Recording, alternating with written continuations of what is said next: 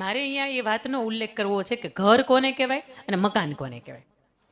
તમે મકાન નવું સરસ મજાનું તૈયાર બનાવો અને અંદર જઈને તમે કોઈ પણ વાત બોલો ને એટલે તમને પાછળ પડઘો પડે, અને મકાન કહેવાય. અને ઘર હોય ને ઘર, એની અંદર તમે ખાલી અંદર જઈને કંઈક એકાદાનું નામ લ્યો ને એટલે તમને અંદરથી આવકારો મળે. ને આવકારો મીઠો હોય, પડઘો હોય ને વાગે, તમને આવકારો હોય ને કોઈ દિવસ વાગે નહીં. અને સાહેબ ઘરને મકાનની વચ્ચે ફેર એટલો કે મકાનની અંદર ખાલી 4 ભીતડા ઊભા હોય, એમાં રંગ રોગાન હોય, એમાં લાખો કરોડોના કદાચ તમે હીરા કે મોતી કે માણેક તમે જડી દીધા હોય, પણ એની વચ્ચે સંપ ન હોય, એની વચ્ચે સંવેદના ન હોય, એની વચ્ચે લાગણી ન હોય. અને ઘર એને કહેવાય કે એ માણસ સાંજે 8ના જગ્યાએ 9 વાગે જમવા આવે ને આખું ઘર જમવાનું બાકી હોય, એ વાટ જોતું હોય કે એ આવે ને પછી જમીએ. તમે ત્યાં સુધી કે ભડથું તમને ભાવતું હોય ને તમારા ઘરવાળાને ભાવતું હોય, દાદાને ભાવતું હોય, પણ દાદા 2 દિવસ જાત્રાએ ક્યાંક ગયા હોય, 2 દિવસ ક્યાંક કોઈકના ઘરની અંદર ગયા હોય, ફ્રીજની અંદર રીંગણું લંગાઈ જાય, પણ દાદાને ભડથું ભાવે છે એટલે દાદા હોય ને તો રીંગણનો ઓળો બનાવે. આને ઘર કહેવાય. બા બાની રીતે હાલતા હોય, દાદા દાદાની રીતે હાલતા હોય, અમારી યુવાનો એની રીતે હાલતા હોય, છોકરાઓ એની રીતે હાલતા હોય, ને વહુવારો એની રીતે હાલતા હોય. આને મકાન જ કહેવાય. પણ આપણે એટલા સમૃદ્ધિ છીએ, ઈશ્વરના એટલા આશીર્વાદ છે કે આપણે મકાનમાંથી ઘર થઈ ગયા છે. અને જેટલાને ન હોય ને એટલાનો આજનો આ દિવસ છે કે ભાઈ મારે મારી જવાબદારી શું નિભાવવાની છે કે મારે મકાનમાંથી ઘર થઈ જાય.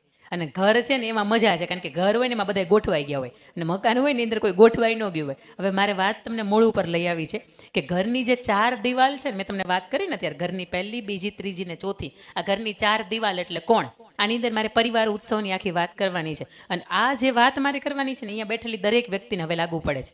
અત્યાર સુધી એવી હતી કદાચ તમે લાગુ ન પડાવો તો હાલે, પણ આ વાત 4 દિવાલ એટલે કોણ? ઘરની પહેલી દિવાલ એટલે કોણ? ઘરની બીજી દિવાલ એટલે કોણ? ઘરની ત્રીજી દિવાલ એટલે કોણ? અને ઘરની આ ચોથી દિવાલ એટલે કોણ? કે જેની અંદર આપણે આવી જઈએ છીએ. એ ભાઈઓ હોય, બહેનો હોય, પત્ની હોય, બાળકો હોય, બધા જ દરેક વ્યક્તિ છે. હવે એના માટેની મારી વાત છે. સૌથી પહેલી વાત છે કે ઘરની પહેલી દિવાલ એટલે આ કોણ? તખતદાન રોહડિયા, કવિદાન અલગારી ખૂબ સુંદર મજાની પાટીદાર સમાજ માટે, કણબી માટે વાત લખે કે કલ્પનાને ઘોડે ચડે નહીં ઈ કણબીની જાત, અને આખી જિંદગી કોઈ દી કોઈને નડે નહીં ઈ કણબીની જાત. પોતાની મહેનતના પરસેવાનું બનાવીને અમૃત, આખી જિંદગી કોઈ દી કોઈને નડે નહીં ઈ કણબીની જાત. અને એ સમાજની વચ્ચે જ્યારે મારે આજે પરિવાર ઉત્સવની વાત કરવાની છે ત્યારે વાત નંબર 1 કે ઘરની પહેલી દિવાલ એટલે કોણ? બહુ જવાબદારીનો વિષય છે.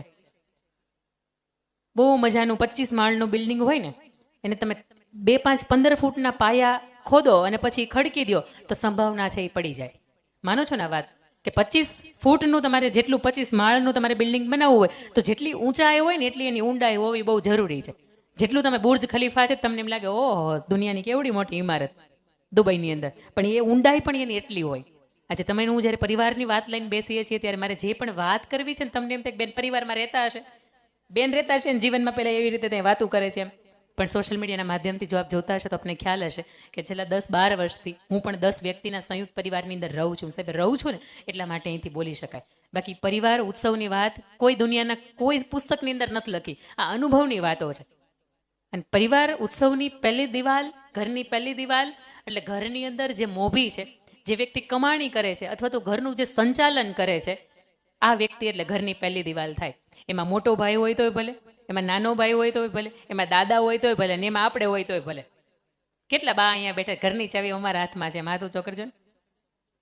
નહીં કરો, નહીં કરો, મને ખબર છે ને, મને અહીંયાનો ભરોસો હોય તમે હાથ ઊંચો ન કરો એમ. દાદા અહીંયા બેઠા, મારે બાપને પૂછવું છે ઘરનું સંચાલન તમે કોણ કરો છો? તમારા અંડરમાં હશે મોટો અથવા તો નાનો ભાઈ અથવા તો દાદા, કોઈ પણ એક વ્યક્તિ સંભાળે છે. તમે એમ કહો કે આજ આપણે આખો દી અહીં રહેવાનું છે એટલે એને પિયર જવું હોય તો આવતીકાલની ટિકિટ થાય, પણ આજની ન થાય, કારણ કે તમારું માન રાખવું પડે એટલું. ઘરનો મોભી એટલે લગભગ ભાઈ હોય. હવે દાદાએ બધાએ મૂકી દીધું છે કે ભાઈ તમે સંભાળો ને, કારણ કે જગતના ચોકની અંદર તમારે જવું છે, વ્યવહાર તમારે કરવો છે, બેનુના મામેરા તમારે કરવા છે, એટલે આવું તમારે જોવાનું, તમે કમાઓ અને અમને તંટાણે શાંતિથી ખાવા દો ને અમને સાચવા, વરમાં એકાદી વખત જાત્રા કરાવો. બોલો તમારા હૃદયની વાત મેં કહી દીધી કે નહીં?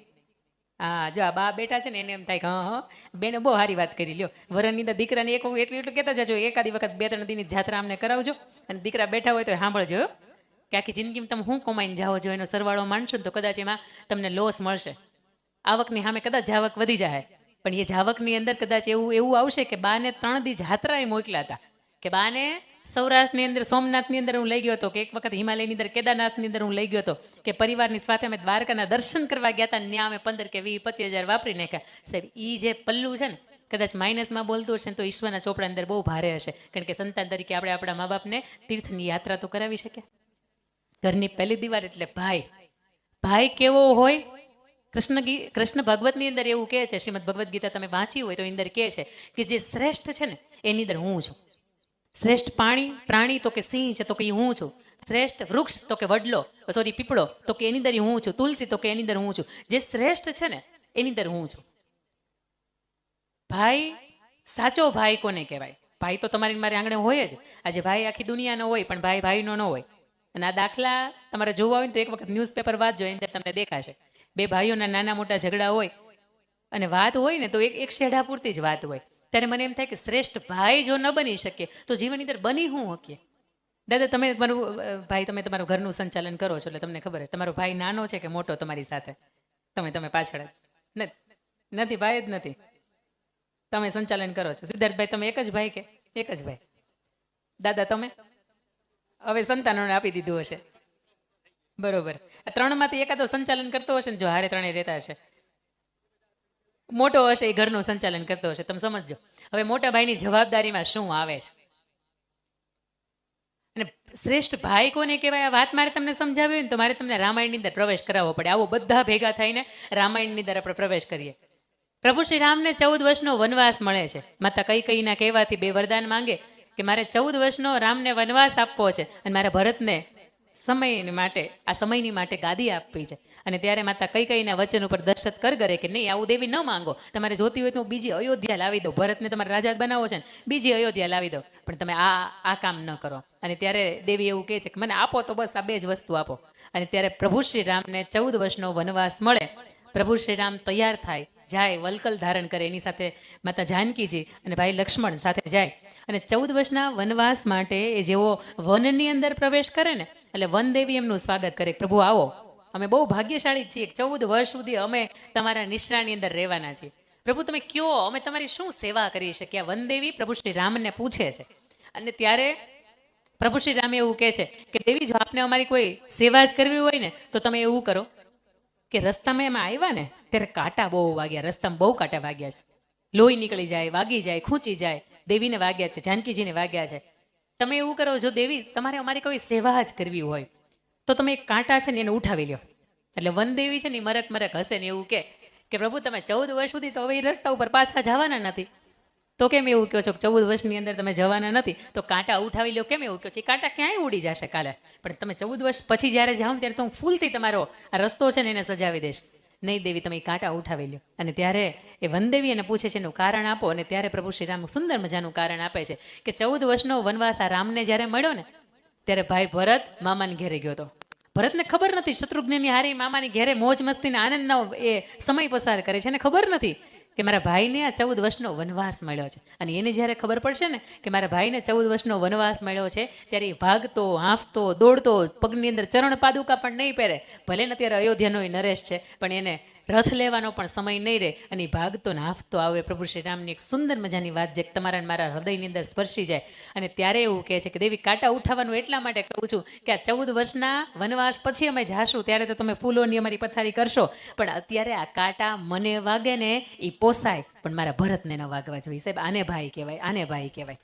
અને ત્યારે દેવી સીતાજીને એમ ન થાય કે નહીં મારે આમાં કંઈ બોલવું છે, કારણ કે ભાઈની પ્રત્યેની એક સંવેદના હોય, એક અનુકંપા હોય.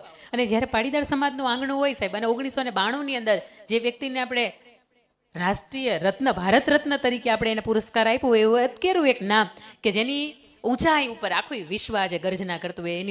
એની ઊંચાઈ ઉપર આજે આખું આમ વિશ્વ એમ કહેતું હોય. સેટેલાઇટ ઉપરથી પણ હાઈટ દેખાયો, 597 ફૂટના થઈને આજે કેવડિયા કોલોની ખાતે સરદાર વલ્લભભાઈ પટેલ ઊભા છે. સાહેબ, મને એવું થાય કે સરદાર વલ્લભભાઈ પટેલ આજે આખા રાષ્ટ્ર પુરુષે કહેવાય, લોખંડી પુરુષે કહેવાય, પણ એના પરિવારની અંદર એવી રીતે રહ્યા હશે?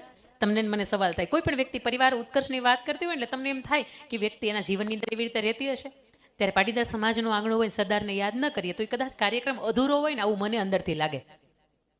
597 ફૂટની હાઈટ. સાહેબ, તમારા મારા હાથ પેઢીના ખાનદાનમાં કોઈનું એક 4 રસ્તા હોય ને ત્યાં કોઈ વ્યક્તિનું 5 ફૂટનું 6 ફૂટનું સ્ટેચ્યુ નથી બન્યું. રાષ્ટ્રના એવા પુરુષ કે જેનું 597 ફૂટની હાઈટ છે, એ ગયા ને ત્યારે એમનું દેહાંત થયું, એમનો અગ્નિ સંસ્કાર થયો ત્યારે એમની હાઈટ માત્ર 6 ફૂટની હશે, પણ આજે 597 ફૂટની હાઈટ છે. કારણ કંઈક હશે ને. તમારે મારા ખીચાની અંદરથી એક ચલણી નોટ કાઢીએ ને તો એની અંદર ગાંધી બાપુનો ફોટો છે. તો ગાંધી બાપુનું મોટું સ્ટેચ્યુ ન બને? સ્ટેચ્યુ સરદારનું કેમ બન્યું? સવાલ મજાનો એ છે કે સ્ટેચ્યુ સરદારનું જ કેમ બને?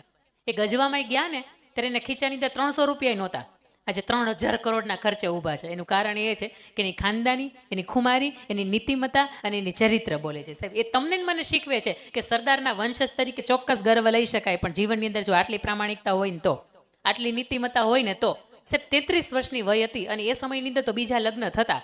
33 વર્ષની વય હતી અને સરદાર વલ્લભભાઈ પટેલના પત્ની એટલે ઝવેરબાનું નિધન થયું, એમનું દેહાંત થઈ ગયું. 7 વર્ષની દીકરી મણિબેન હતી અને 2.5 કે 3 વર્ષનો દીકરો ડાયોભાઈ, 2 સંતાન નાના છે. અને ત્યારે નક્કી કર્યું દીકરીના માથા ઉપર હાથ મૂકીને કે બેટા તારી બીજી માં હવે ક્યારેય નહીં આવે. આથી આ વલ્લભ તારો બાપ થઈને પણ ઊભો છે અને આથી આ તારી માં થઈને પણ ઊભી છે. તું ક્યાંય પણ અટકે ને તો મને કહેજે, તને કંઈ પણ ઘટે ને તો તું મને કહેજે. અને ત્યારે જે ભાઈઓ હતા બધા, એને નક્કી કર્યું કે સરદારના દીકરાઓ છે ને એને અમે હાંચવી લઈએ અથવા તો બીજા લગ્ન કરાવી દઈએ. ત્યારે સરદાર વલ્લભભાઈ પટેલ પોતાના ભાઈ તરીકે એને કેટલું એનું પોતાનું યોગદાન આપ્યું હતું, આ વાત મારે તમને કરવી છે. અહીંયા ભાઈઓ ખાસ આ બાબત ઉપર ધ્યાન મૂકજો કે સરદારના જીવનમાંથી આપણે શું શીખી શકીએ. સરદારને જો તમે દિલથી પ્રેમ કરતા હોય ને તો વાત એની આપણા જીવનની અંદર ઉતારવા જેવી ખરી. સરદાર વલ્લભભાઈ પટેલે નક્કી કર્યું 33 વર્ષની વયે ભલું થયું, ભાંગી જંજાળ સુખેથી બચશું શ્રી ગોપાળ. પત્નીનું હવે દેહાંત થયું, વાંધો નથી, બીજા લગ્ન નથી કરવા, દીકરીઓને કે દીકરાઓને હોસ્ટેલમાં મૂકીને ભણાવશું, પણ મારે હવે સામાન્ય બેરિસ્ટર નથી રહેવું અને મારે હવે વિદેશની અંદર જવું છે, લંડનની અંદર જવું છે, હેરો સિટીમાં જવું છે અને ત્યાં જઈને બેરિસ્ટરની ડિગ્રી પ્રાપ્ત કરવી છે.